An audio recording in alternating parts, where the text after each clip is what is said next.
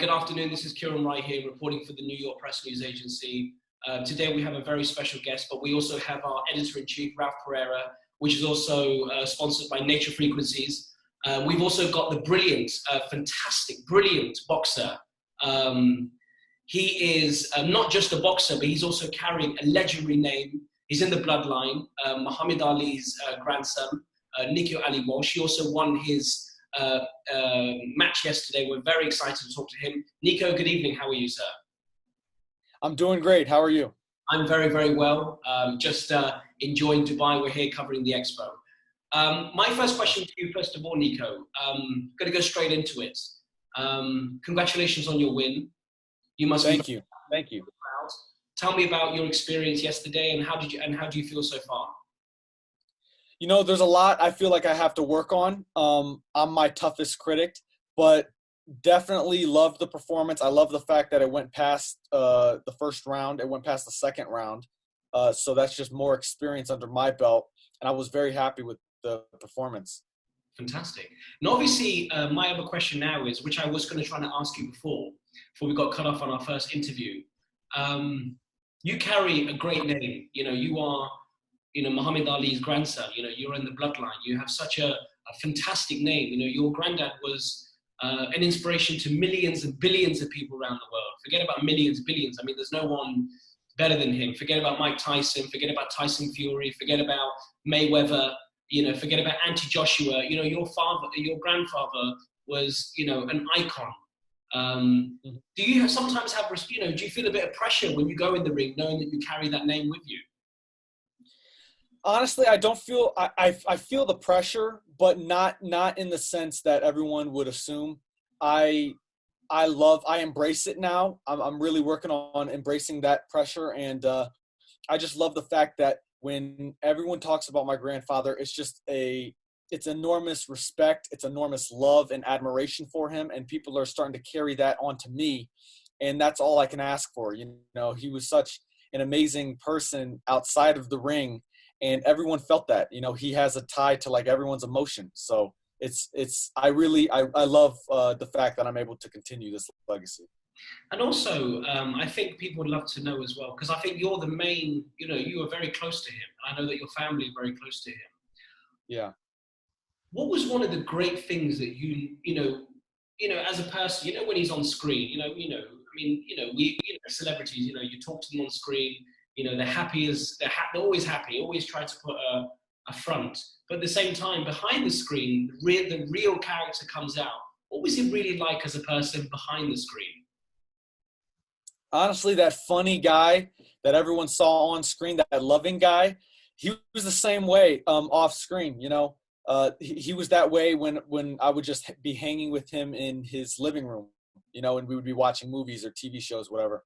He was that kind of guy. And the great thing about him is that he was so authentic that he couldn't stop being authentic. He couldn't be fake. And I think that's what everyone loved about him, is that he was just so authentic. Fantastic. Now tell me about your boxing experience, because, winning the fight yesterday is not easy. It's not an easy sport.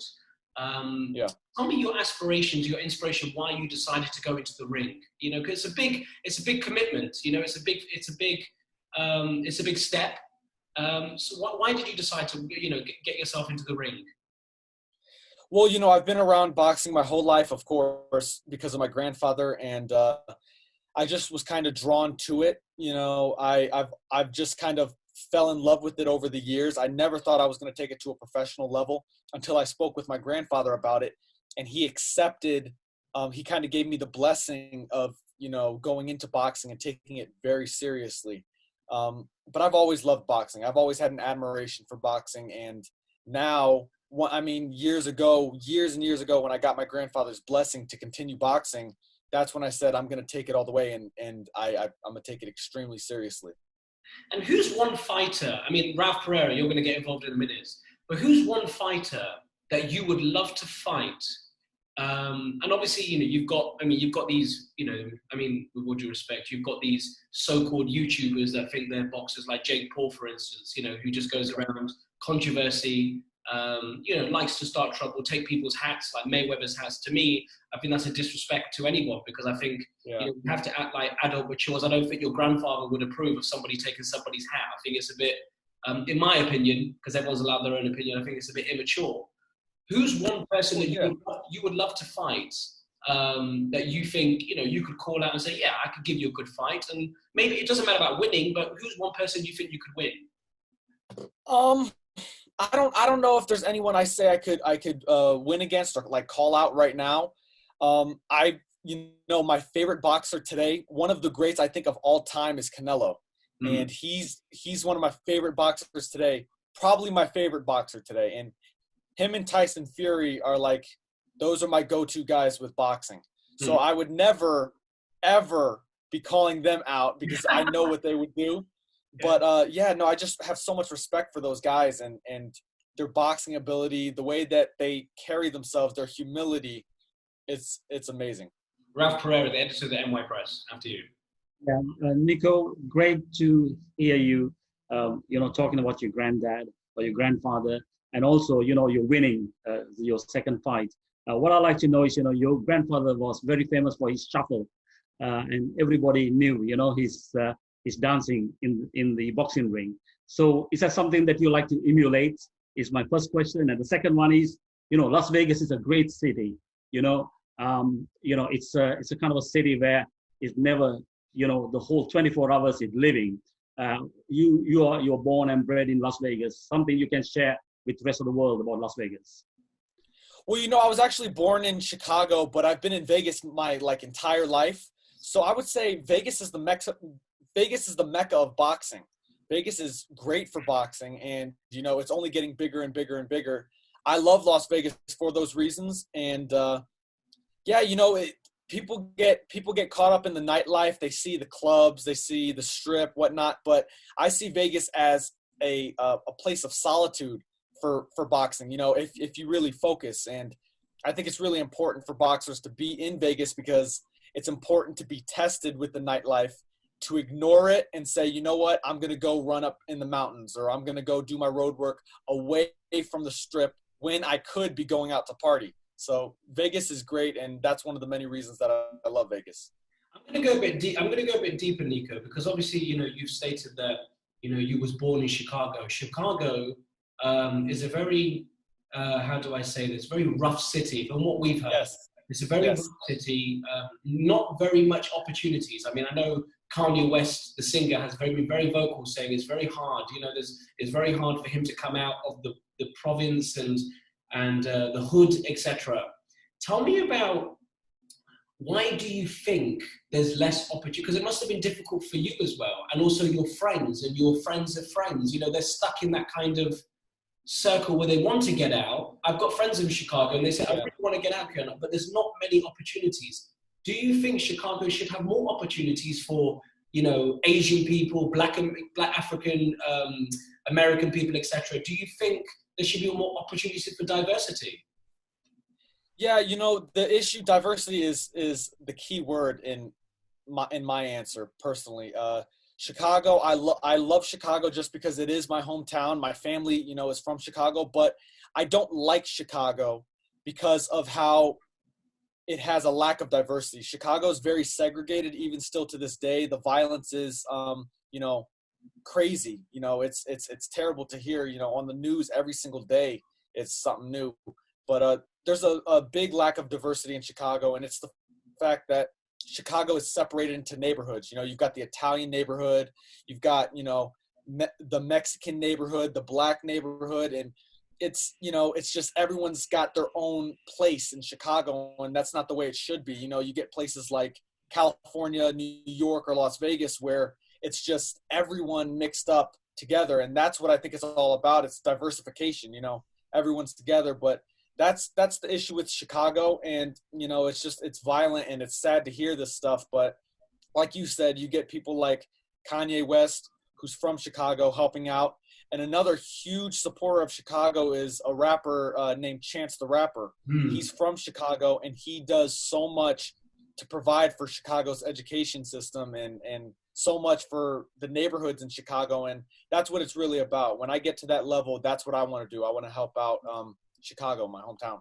Brilliant. And what do you think also about, I know we obviously spoke about Tyson Fury and Anthony Joshua, but what do you think about Anthony Joshua's kind of style of fighting, etc.? Because I know recently, I think he lost to another fight, I think after that. Yeah, Usyk. Yes. Yeah. What do you think of, people say, I have to say, people think Anthony Joshua, the title, the brand is very hyped up. Yes, he's a lovely guy. He's a very humble person. I've met him a couple of times, a really nice person. But people feel like he's been hyped up a tiny bit. Do you feel like he is a brilliant boxer, but there's so much media coverage around him and advertising, it's just becoming a brand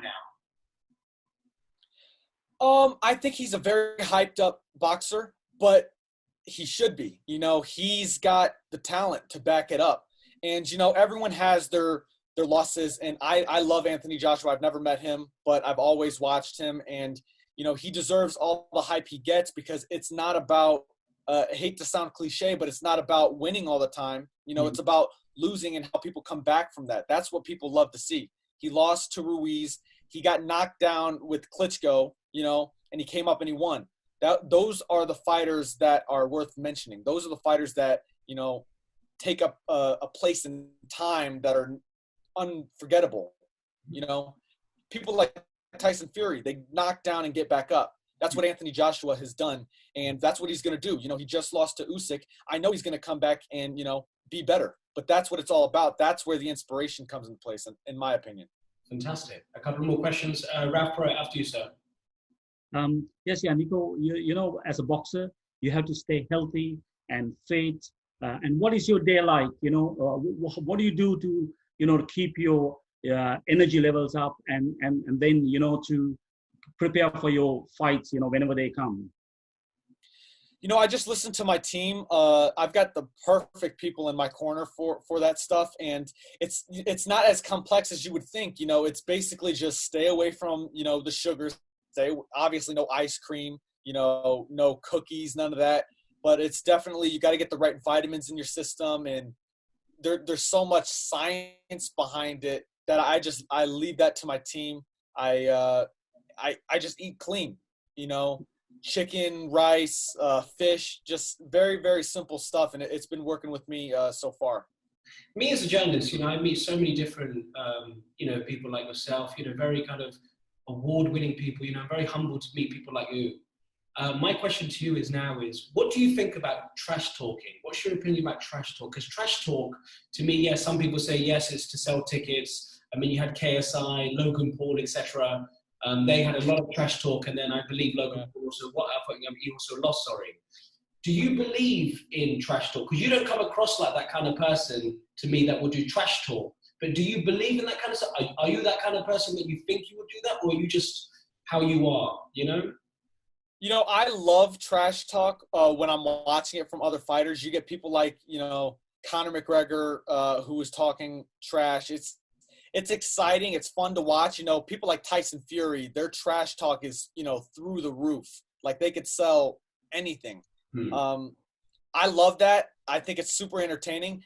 I don't know if I would ever be the type to do that. My grandfather was the type to do that. I love watching his videos of hearing him talk trash to other fighters. It's funny. It sells tickets, and it's exciting to watch. I don't know if I would ever do that, but I love watching fighters do it. It's super funny. It's super fun. Also talking about your grandfather, and I think the whole world, if we were live today, I think there'll be many, many of, people around the world that would want me to ask you this question as well. When your grandfather's health deteriorated and he kept going down, and every year it kept getting worse and worse and worse. Parkinson's disease is not it's not an easy disease. It's not an easy disease. How did your family take it? And also, did you start to recognize, because I think he went on Michael Parkinson's show, and Michael Parkinson spoke on, Good Morning Britain, or I believe ITV recently, and said, he interviewed him a couple of times. And you could see every time he interviewed him, after 5 years, the slur speech was getting slower. The shakes were getting more, frequent. Could you see that when you were growing up in the family? Could you notice that? Honestly, no, because if you think about it, I'm only 21 years old. He had passed away when I was only 15, right before my 16th birthday. So I had 15 years to spend with him.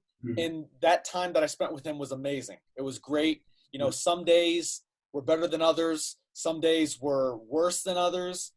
But that's, you know, unfortunately, that's part of what it's like to have someone with Parkinson's. And I didn't see it. My experience was not it deteriorating sharply throughout the years.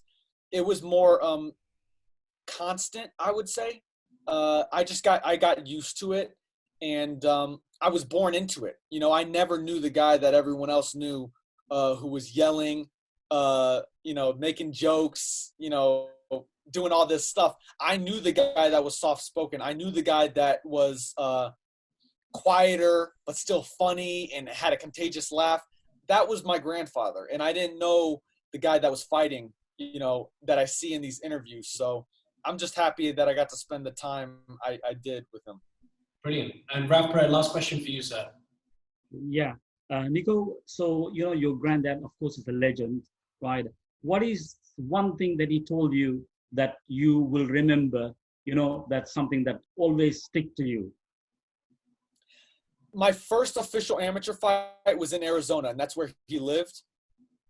It was actually not too far from his house. He couldn't make it to the fight, though, because he was under the weather that particular day. But I lost my first amateur fight, and I got pretty beat up. It went the full distance, of course, but I got beat up and I lost, and I was hurt by it. I fought a really good guy, a top guy. And right afterwards, I went to my grandfather's house and I talked to him about that.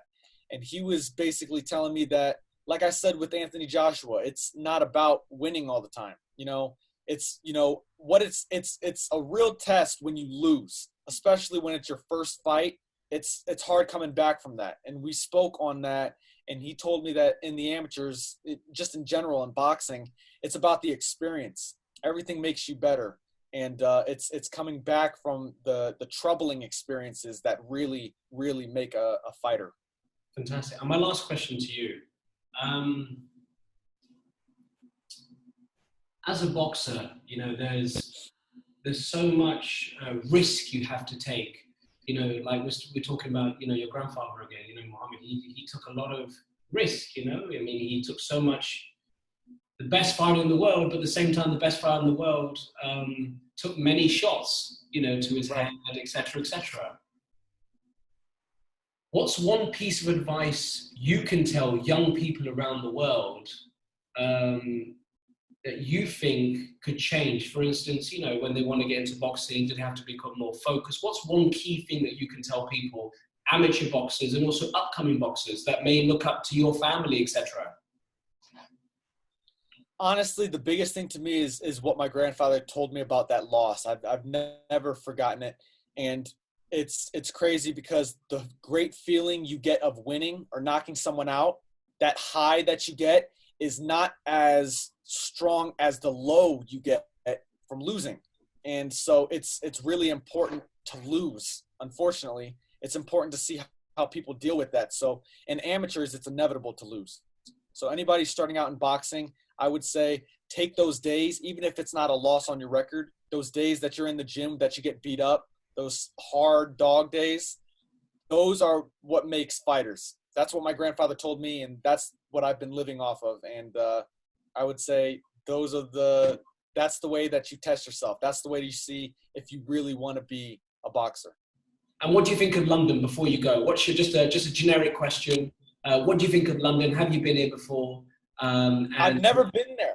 Right. You know, I get asked this a ton, and I've got to say my grandfather's like favorite fan base was the UK in general. So I'm for sure gonna have to have a fight in London. I have to, because my grandfather loved the UK. But I've never been there. When I do go, I'm gonna be fighting there.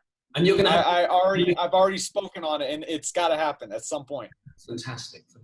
Nico, I want to say thank you so much for your time. I want to congratulate you on your win. And also, you know, it was an honor to meet you, and also a pleasure to talk to you today. And congratulations once again. And I hope that your career goes fantastic, and we'll be watching you for sure. Awesome. Thank you guys so much. Thank you. Thank you. Have a great day. Cheers. You too. Bye. Thanks.